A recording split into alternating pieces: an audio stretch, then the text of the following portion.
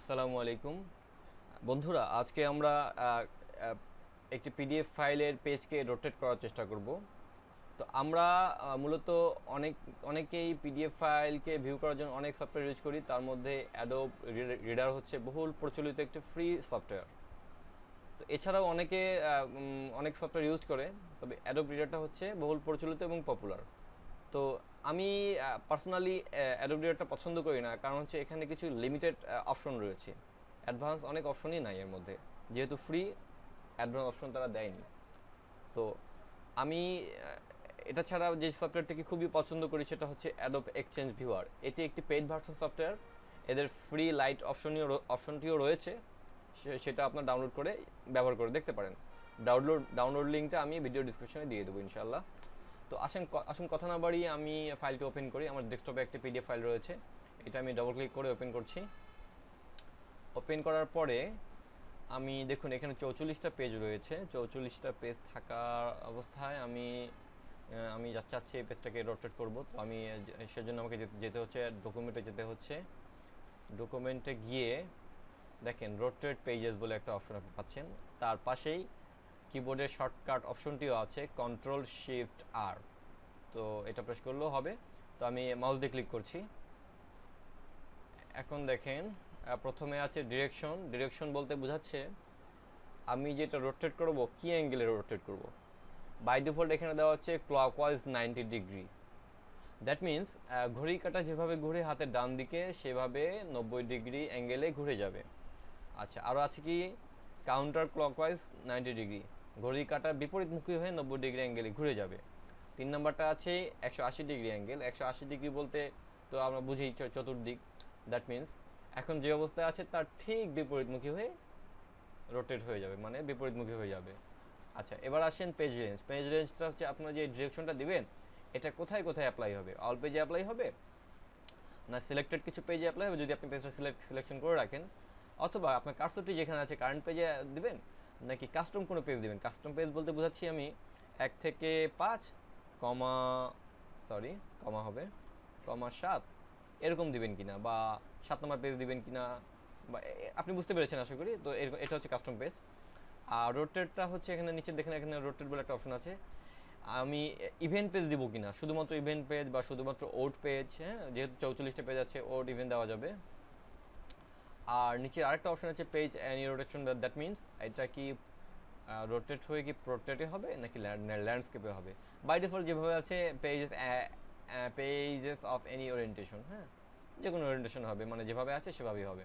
তো যাই হোক, আমি এখন অল পেজ দিয়ে 90 ডিগ্রি ঘড়ি কাটার মতো করে ঘোরাবো এটা। হ্যাঁ, ওকে দিচ্ছি। দেখুন ঘুরে গিয়েছে। আচ্ছা, আমি একটা জিনিস আমি একটা ব্যাপারে ক্ষমা চেয়ে নিচ্ছি। এটা একটি পেইড ভার্সন সফটওয়্যার। তো আমি তো যেহেতু টাকা দিয়ে কিনে নিই, আমি ক্র্যাক দিয়ে এটাকে অ্যাক্টিভ করেছি।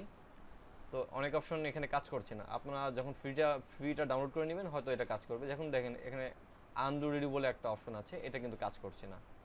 তো যাই হোক, সমস্যা নেই। এই তো আমি ঘোরালাম, ঠিক আছে। এটা ঘোরানোর পরে এখন আমি আনডু করতে পারতাম কিন্তু করতে পারছি না। এটা আমি আবার পূর্ব অবস্থা নিয়ে যাব। ডকুমেন্ট রোটেট পেজেস, এটাকে আমি আবার কাউন্টার ক্লকওয়াইজ নিয়ে যাচ্ছি। অপশনটা আপনাদের দেখানো হয়ে যাচ্ছে। হ্যাঁ, দেন আমি ওকে প্রেস করছি। আচ্ছা, এই মুহূর্তে আমি আবার যাব রোটেট পেজেস। এখান থেকে আমি এই মুহূর্তে 180 ডিগ্রি দিব এবং অল পেজের বদলে কারেন্ট পেজটা দিচ্ছি। হ্যাঁ, তো আসুন দেখি। দেখুন 180 ডিগ্রি অ্যাঙ্গেলে শুধুমাত্র এই পেজটাকে ঘুরে গিয়েছে। হ্যাঁ, তো এই তো গেল। আমি আবার পূর্বের অবস্থা নিয়ে আসছি। 180 ডিগ্রি কারেন্ট পেজ, ঠিক আছে। আচ্ছা, এভাবে আপনারা করতে পারছেন। এবার ইভেন আপনি এখন এই রোটেট করানোর পরে ইভেন আপনি সেভও দিতে পারবেন। ফাইল থেকে সেভ দিলেই সেভ হয়ে যাবে। তো এখন এছাড়াও দেখেন এখানে দুটো বাটন রয়েছে। এটাকেও রোটেট পেজের বাটন বলে। এখান থেকে আপনি দেখেন কাউন্টার ক্লক, এটা ক্লিক করলে কাউন্টার ক্লক ওয়াইজ হবে। এটা আপনি ডোর শো এগেন দিয়ে দেন, সমস্যা নেই। আবার দিলে কি হবে দেখেন, এখানে কার্সর নিয়ে আপনি রাখলে বুঝতে পারবেন কাউন্টার ক্লক ওয়াইজ। এই প্রত্যেকটা কাউন্টার ক্লক ওয়াইজ হবে। হ্যাঁ, কাউন্টার ক্লক ওয়াইজ, ওকে। আবার কাউন্টার ক্লক ওয়াইজ, আর এটা হচ্ছে ক্লক ওয়াইজ। তো এভাবে আপনি এটাকে ওরিয়েন্টেশন করাতে পারবেন, ঠিক আছে, আর একটু সহজ হয়ে গেলো আর কি। তো যাই হোক, এই অবস্থায় যদি আপনি সেভ দেন তো সেভ হয়ে যাবে, যেহেতু আমরা কোনো চেঞ্জ করে নিই। তারপর দেখেন স্টার মার্ক হয়েছে, যেহেতু কিছু মডিফাই করেছি, মডিফাই করে আগের অবস্থায় নিচ্ছি, তারপরেও তো কারেকশন হয়েছে, তাই না? তো আপনি চাইলে ফাইলটা এখান থেকেও সেভ দিতে পারেন, অথবা ফাইল থেকেও সেভ দিতে পারেন, অথবা কিবোর্ডের কন্ট্রোল এস দিয়েও আপনি সেভ দিতে পারেন, ইউনিভার্সাল কমান্ড। তো ঠিক আছে, আমরা এটা সেভ দিচ্ছি। এরর বলতেছে, আপনারা কোনো দুশ্চিন্তা করবেন না, আমার ডেস্কটপটা অ্যাকচুয়ালি রিড অনলি মোডে আছে, তো আপনাদেরটা হবে না, মোটেই চিন্তা করবেন না। সিম্পলি আপনারা দেখে সেভ হয়ে যাবে, কোনো ডায়ালগ বক্স কিছু আসবে না। তো এই মুহূর্তে আমি ক্যান্সেল করে দিচ্ছি, আমি কোনো কিছু চেঞ্জ করবো না। তো এই ছিল মোটামুটি বন্ধুরা, মোটামুটি ভিডিও লেন্থটা অনেক বেড়ে গিয়েছে, এটা দেখানোর জন্য এত লেন্থ করা দরকার ছিল না, আপনারা একটু ক্ষমা করে দিবেন। আমি মোটামুটি ভালো করে দেখানোর চেষ্টা করেছিলাম, কতটুকু দেখাতে পেরেছি জানি না, তো আশা করি আপনারা বিরক্ত হবেন না। তো এই ছিল মোটামুটি আজকে টিউটোরিয়াল। ভিডিওটি দেখার জন্য আপনাদেরকে অনেক ধন্যবাদ। সামনে যদি কোনো ভিডিও আমি তৈরি করি, আশা করি সেখানেও আপনাদের সঙ্গে পাবো। আসসালামু আলাইকুম।